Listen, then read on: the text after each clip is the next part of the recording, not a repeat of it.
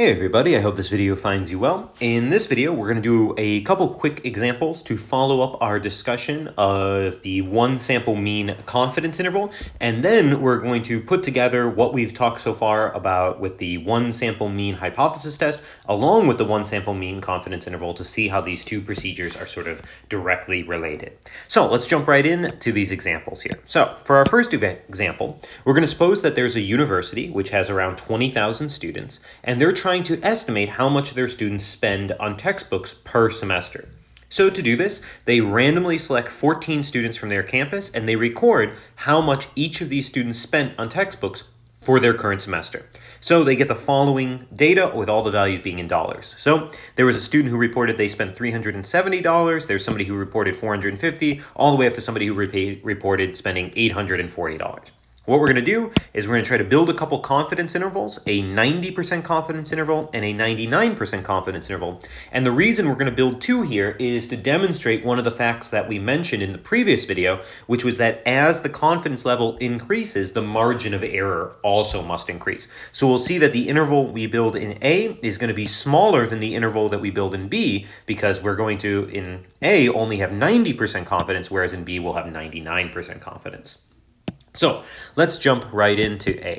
So first of all, we got to identify what type of confidence interval we're going to be building. Of course, we only know one so far, but let's make sure it's the appropriate one, right? We have one sample of quantitative data. Right? That's what we have here. That's quantitative data. And of course, what are we trying to estimate? We're trying to estimate the average, right?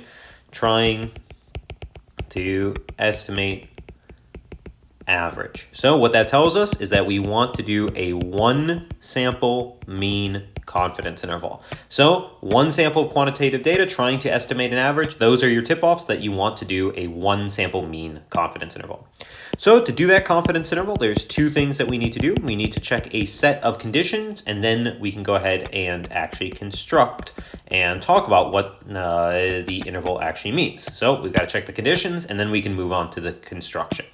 What were those conditions? Well, the first one was that the data has to be random and representative. Remember that for our class, we're not going to worry so much about the representativeness because that's hard to analyze with the limited information that we have. So we're just going to focus on the randomness.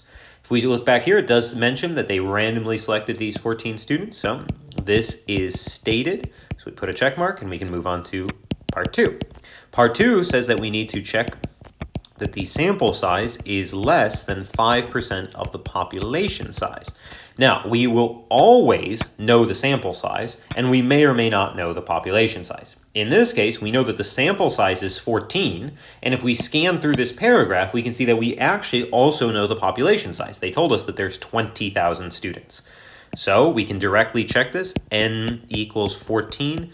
Is that really less than 5% or 0.05 times the population, which is 20,000? Well, if you check on your calculator, 0.05 times 20,000 is 1,000. And clearly N being 14 is less than 1,000. So we're all good there. The third and final condition,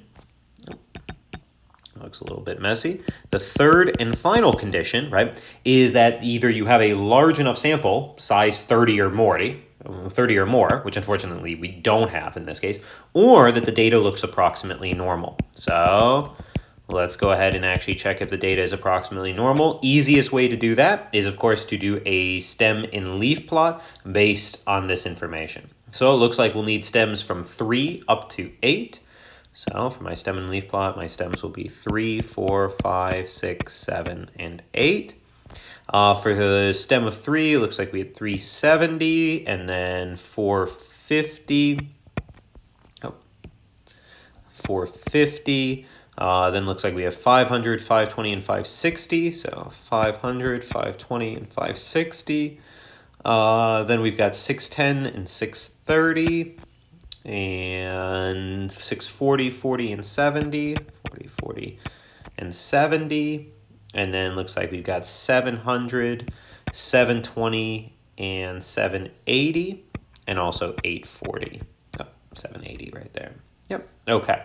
So there's our stem and leaf plot. Does this look roughly normal? Well, yeah, it looks to be sort of like if we were looking at it as sort of a histogram, right? It does look sort of roughly bell-shaped. Remember, we're really looking to avoid two things. There's no strong skew, right? The data isn't all piled up over here with like a long tail out this way, or all piled up here with a long tail out that way. And most importantly, there are no outliers, right? And again, remember, this second one is really, really the important thing, because if there were outliers, they would impact the average, which is what we're trying to estimate. So they could really throw a lot of things off there. All right, so all the conditions are met, so it's going to be a statistically valid procedure here. So let's jump into the construction. For the construction, we're going to be using this formula, x bar plus or minus t star s over root n. So we need to know sort of 4 things to actually plug in to this formula. We need to know our x bar, our s, our n, and our t star. Which of these have we stated so far? Well, the only one we've really directly mentioned is n being 14 here. So let's think about x bar and s. Remember, both of these relate to the sample. So if we go back up here and we take a look at our sample, well, it should be pretty easy to figure out how we're going to get the mean and standard deviation there. We just take this information here, throw this into L1, and do our 1 var stat as normal. When you do that, you should find that your mean comes out as 616.43 and your standard deviation 128.04. Now, you'll notice that I'm keeping 2 decimal places on these. That's just because everything here is in terms of money, so it's not a bad idea to keep 2 decimal places, because that would all be the cents, I guess, for these dollar amounts. Okay, last thing we need to figure out is the t star. So let's talk about how we're going to do that. For t star, we're going to need to use table C. To go on to table C, we're going to need to know the degrees of freedom, which in this case, well, remember, it's always going to be that n minus 1, so our degrees of freedom is going to be 13. And the confidence level, well, for part A, we are doing a 90% confidence interval. So our confidence level is going to be 90%. We're going to intersect those two things on table C, and whatever we get, that's going to be our t star. So let's go ahead and look at that. 13 degrees of freedom, 90% confidence. Okay, there we are. So we've got 90% confidence and 13 degrees of freedom. So if we intersect those two things, following this here and this guy this way, looks like we should get 1.771. So our t star in this case is 1.771. So let's go ahead and record that. So this guy we found is 1.771. So our t star, 1.771. Okay, now we've got all these values. Let's throw them into this equation. So we get 616.43 plus or minus 1.771 times 128.04 divided by the square root of 14. Okay, whenever you're going to do one of these computations, always go ahead and do your margin of error first. It's 1.771 times 128.04 divided by square root of 14. You can type this all in once on your calculator, and you should find that this comes out as 616.43 plus or minus, when you do that, 60.60, if you type all that in at once. So this is your margin of error. Now to build your interval, you're going to use this plus and minus. Always start with doing the minus first so that we get the low end. So take 616.43 and subtract 60.6, and you should get 555.83. And then do 616.43 plus 60.60. And if you do that, you should get 677.03. So there's the low end, there's the high end of our interval. Now, anytime you write a confidence interval, make sure you write your interpretation. Always lead with the confidence level. So 90% confident that the average spending on textbooks for students at this university per semester is between $555.83 to $677.03. So we are 90% confident that the average spending for students at this university is somewhere between these two values. Now, a couple things I want you guys to make sure you understand here. This does not mean that 90% of the students at this university spend between these two amounts. That's completely not what the confidence interval is doing, right? Remember when we made the comment in the previous video that the confidence interval does not apply to individuals? This is that concern, right? If somebody was saying that 90% of students are in between these two values, that's completely incorrect. You can even see that just in our data. People like this 370, this 450, this 500, this 520, this 700, this 720, this 780, this 840, all those people, they're not inside this interval because this interval has nothing to do with individuals. It's an estimate for what the average spending of everybody at this university is going to be between. So remember, the average applies to the population, not to the individuals. Okay, let's go ahead and redo this now, changing from 90% confidence to 99% confidence. So we'll go ahead and do that on the next page here. All right, so we'll zoom in a little bit, make it a little clearer. So for B here, we're going to do the 99% confidence interval. So it's still going to be a one sample mean confidence interval, still going to be the same sort of confidence interval. So we still got to start with the conditions. Okay, now if you go back real quick and you take a look at the conditions here, one thing you should immediately realize is that none of these conditions have anything to do with the confidence. They have to do with the data and how the data was collected. So none of these have anything to do with the confidence level, meaning if you change confidence levels, you do not need to recheck these because they're all guaranteed to still be true. So over here, we can say we've already checked them. Already checked. Done. So we can move directly on to the construction. The same formula is going to apply, x bar plus or minus t star s over root n. Let's go ahead and fill in those four things. Okay. These three, x bar, s, and n, those are all related to the sample, so they are not going to change. So the mean is still going to be 616.43. The standard deviation is still going to be 128.04, and the n is still going to be 14. The t star is going to change because that is based on the confidence level. So let's go ahead and do that. This time we'll do it in red so we can sort of see. The degrees of freedom, well, n is still 14, so the degrees of freedom is still going to be 13. But the confidence level this time is going to be 99%. So we're going to be intersecting a confidence level of 99% and a degrees of freedom of 13. Let's go ahead and see what that gives us on table C. So if we go to table C here, this time we'll be at 99% confidence and we'll still be at 13 degrees of freedom. So when we intersect those, we should find ourselves at 3.012. So we're going this way, we're going this way. Yep, 3.012. So that's going to be our T star this time.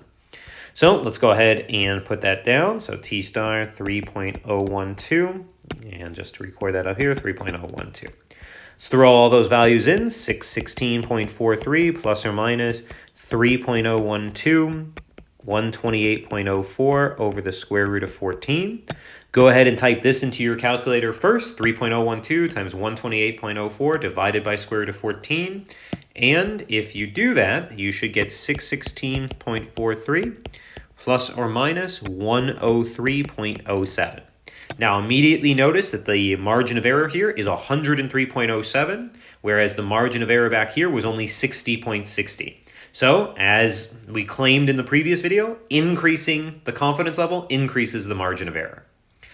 Okay, so now let's go ahead and interpret this. Let's first build our intervals. Let's do our subtraction first. The subtraction here should give us 513.36. And if we do the addition, we should get 719.50. Now we can write our interpretation. 99% confident that the average spending on textbooks per semester for students at this university is between $513.36 to $719.50. And what do we notice about this range? Well, 513 basically to 719, that is a much wider range than 555 up to 677. So to be more confident, we had to expand our range. That's the whole idea of that sort of balance between confidence and that precision, right? This is a less precise interval because now we're saying it's all the way from the low 500s to the low 700s. But we can say that with 99% confidence. Back here, we were saying it's somewhere between like the mid 500s and the sort of mid to high 600s, but we were only 90% confident. The only way that we could increase the confidence but not increase the margin of error would be if we had a larger amount of data. Okay? All right, so this first example gave you guys an example of just sort of building a couple confidence intervals, making sure that you understand that the conditions apply to the data. So changing the confidence doesn't mean you need to recheck any conditions. Really changing the confidence only impacts that T star, so it's only going to impact that margin of error. Okay, as our last example for this video, we're going to combine what we did a few sort of videos ago, which was introduce you guys to the one sample mean hypothesis test, along with another example of this one sample mean confidence interval. So we're going to see how these two procedures are sort of related and how they can be used in conjunction with one another. So let's go ahead and look at that example. All right. So for this example, we're going to suppose that a bottled water manufacturer is trying to reduce the amount of plastic particles found in its bottles of water. So from previous research, they found that their liter bottles of water contained on average 315 plastic particles. Since then, they've experimented with a new bottle design. You have been tasked with studying if this new design has reduced the average amount of plastic particles. To study this, you randomly select 15 six-packs of your company's new liter water bottles. You then record the amount of plastic particles in all 90 bottles and find that the average was 289 plastic particles with a standard deviation of 39. One quick note here, why do you have 90 bottles? Well, if you have 15 six-packs, that would be 90 bottles overall. Does this data seem to be in the right direction in terms of arguing that we've reduced the average amount? Well, yeah, our average was 289, which is certainly lower than 315. What we're going to do in part A is figure out, is 289 low enough to really believe that we've shifted down from 315, or is it within sort of normal deviation where we might still be at 315, we just sort of got lucky with the 90 bottles we had. So in A, we're going to carry out at alpha equals 0.05 a hypothesis test to test the claim that the new bottle design has reduced the average amount of plastic particles in our company's water bottles.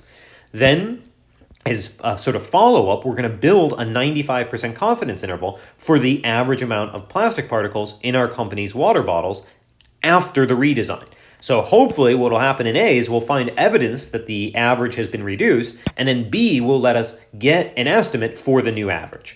And then for C, we'll talk a little bit about whether or not we can conclude that 95% of our company's water bottles will have an amount of plastic particles between the two values in the confidence interval. So we'll try to figure out, is that an appropriate interpretation of our confidence interval?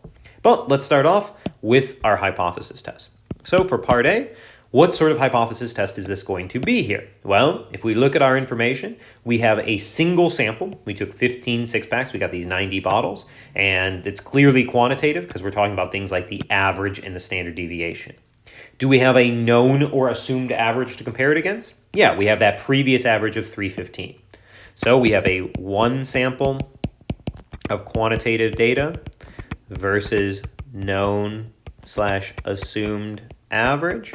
So that tells us that this is going to be a one sample mean hypothesis test. Again, I know that this is sort of pointless right now because we've only learned one hypothesis test, so of course it's going to be this one. But later on, as we develop more hypothesis tests, the identification at the beginning is going to become very important. So let's get into step one, the hypotheses. So what does a one sample mean hypothesis test look like? Well, we know that the HO, the null, is going to be mu equals some value. And we know that the alternate is going to be mu with some inequality sign and that same value. Two things to do: figure out that value, figure out that inequality. Well, so what is the assumed value here? Well, there are two averages that have been mentioned, the 315 and the 289. Remember, as a hint, your data should never show up in your hypotheses. So this guy is out. The data is never in the hypotheses. It's got to be the previous work. So the 315 here. So 315 and 315. And what is our claim? Well, you can reread the problem, and we're trying to claim that the new bottle design has reduced. So reduce the average amount. So we hope that the average is smaller than 315 now. So as a note, this is going to be a one-sided test because we used either a greater than or a less than, in this case a less than. That means it's one-sided. When we get to the p-value, it'll be a one-sided p-value. Okay, let's go ahead and get to those conditions. First, random and representative. Well, if we look at this here, we randomly selected these 15 six-packs and then we took all those 90 bottles. You guys should recognize that selecting those 15 six-packs, that's going to make this a cluster sample, but we did this randomly, so it's all good there. So it's stated, check, and just as a note, it was cluster here, right? It wasn't asked for, but just as a note, this was a cluster sample because you chose 15 six-packs and looked at all 90 bottles. All right, for part 2, we need to make sure that our sample size is less than 5% of the population size. Okay, sample size we will always know. In this case, it's those 90 bottles. Population size we may or may not know. In this case, if we scan through this, there is no mention of how many bottles of water our company has produced. So the population size is unknown. Certainly, though, if you're producing bottles of water, you're not producing like a couple hundred. You're probably producing thousands, hundreds of thousands, some massive amount. So all we need to say here is lots of water bottles. Okay, there's lots of water bottles we could have chosen from, so we'll put a check mark there, right? All right, the third and final condition, well, there's not going to be any need for a stem plot or anything here because, again, in this case, our data set is pretty large. It's 90 bottles. So all we need to make note of here is n equals 90, which is greater than or equal to 30. So we're all done. So all conditions are satisfied, right? We had a random sample. It happened to be a cluster sample.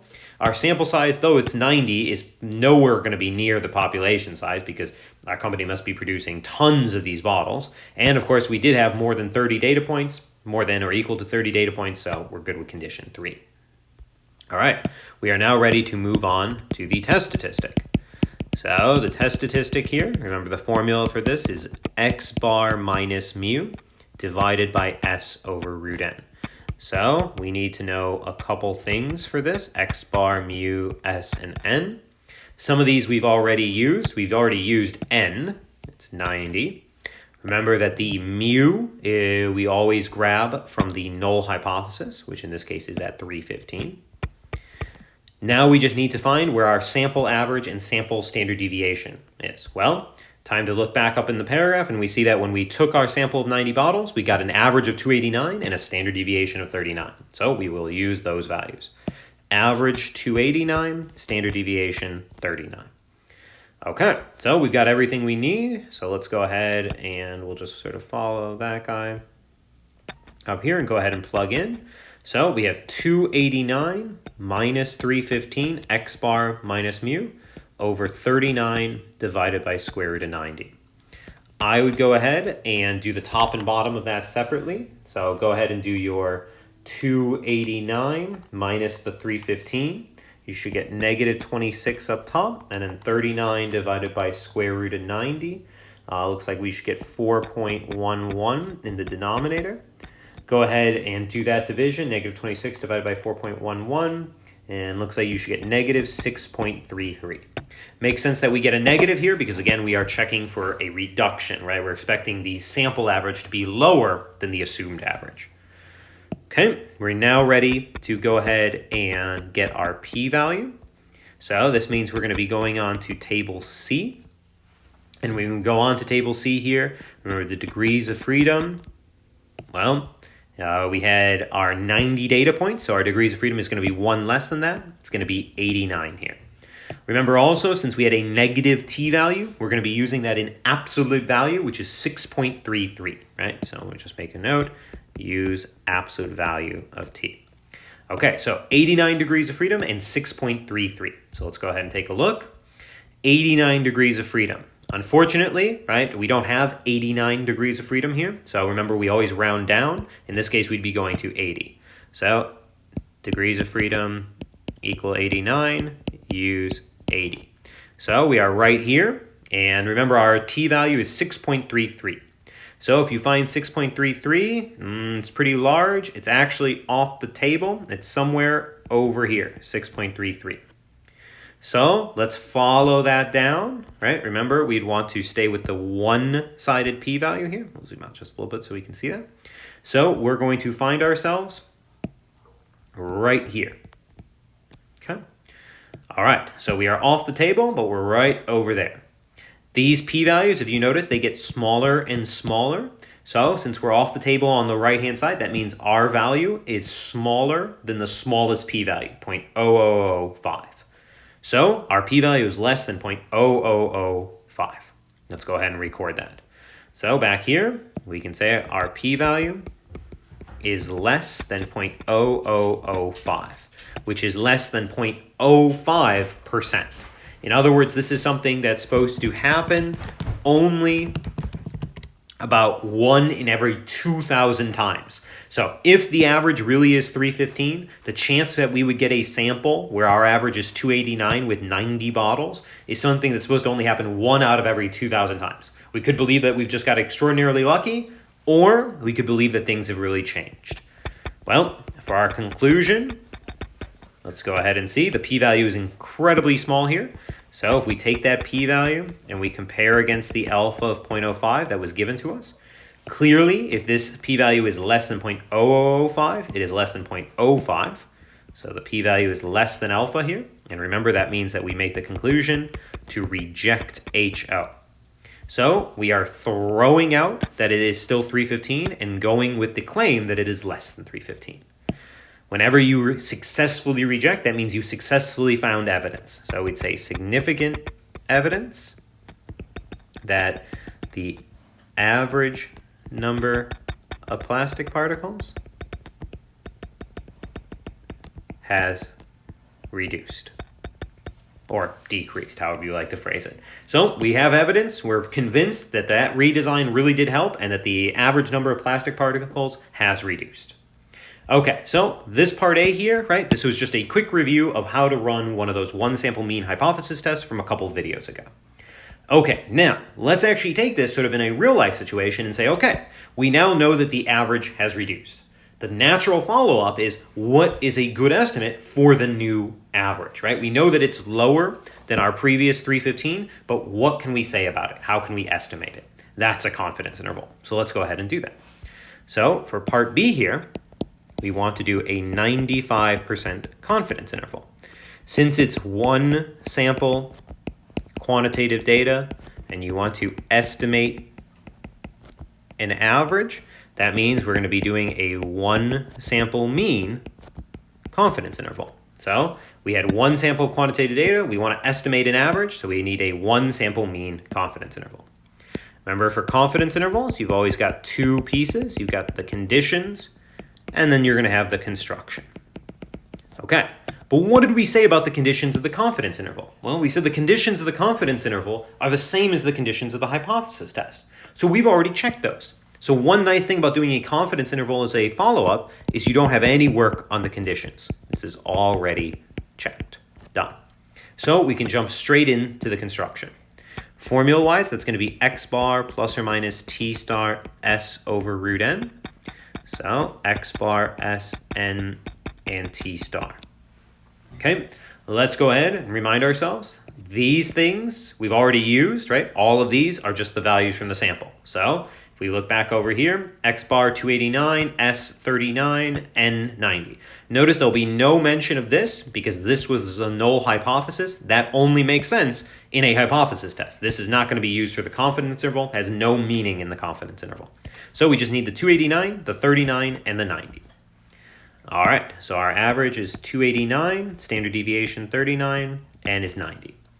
How do we find this t star? Well, we got to look that up on our chart. So we'll do that in a different color. So when you guys look over it, you can find everything.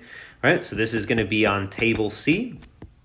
Confidence level, 95%. degrees of freedom is going to be 89. But of course we know, since we already looked at the table, we're not going to have 89. We're going to use 80. Right?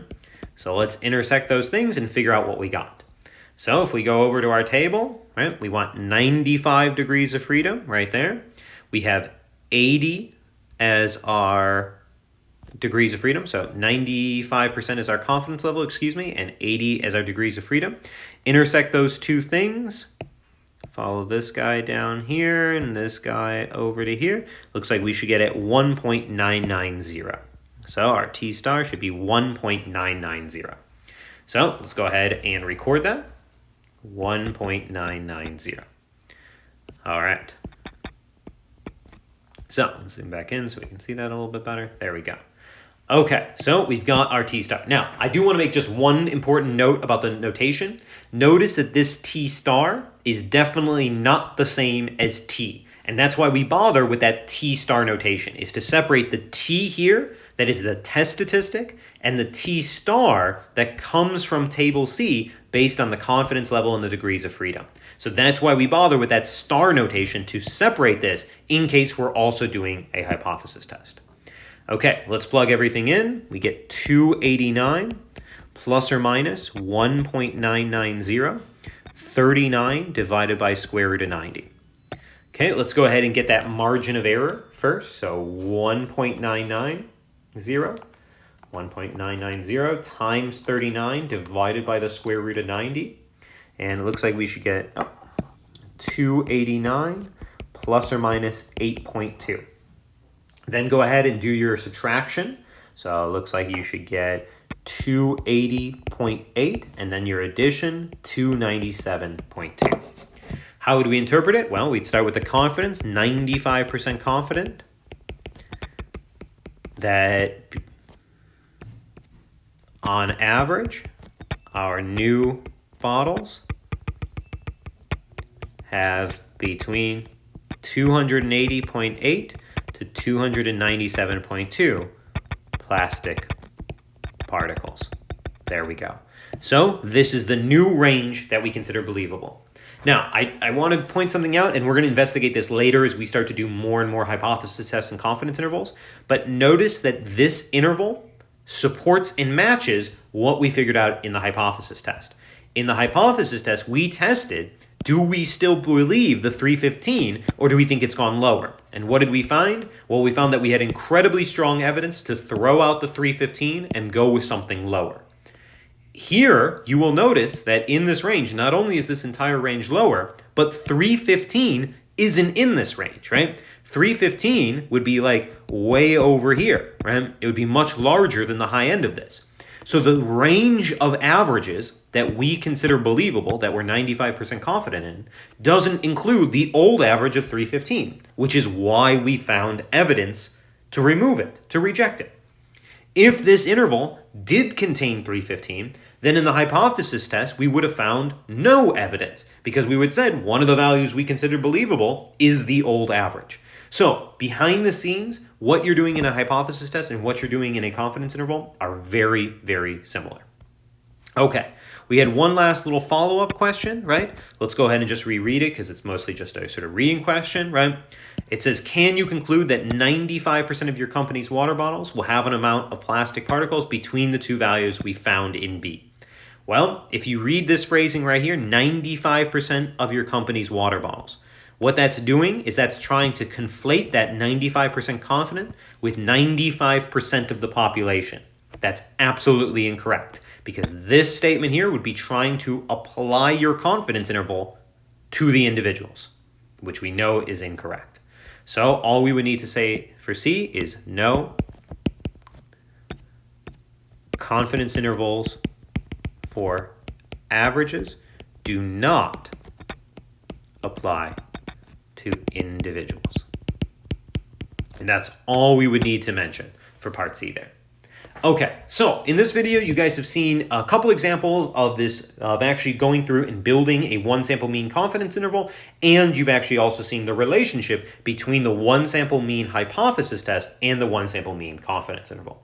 In the next set of videos, we'll be introducing other hypothesis tests and confidence interval procedures for different data sets. Our focus will continue to be on quantitative data, and we'll talk about how to deal with multiple samples of quantitative data.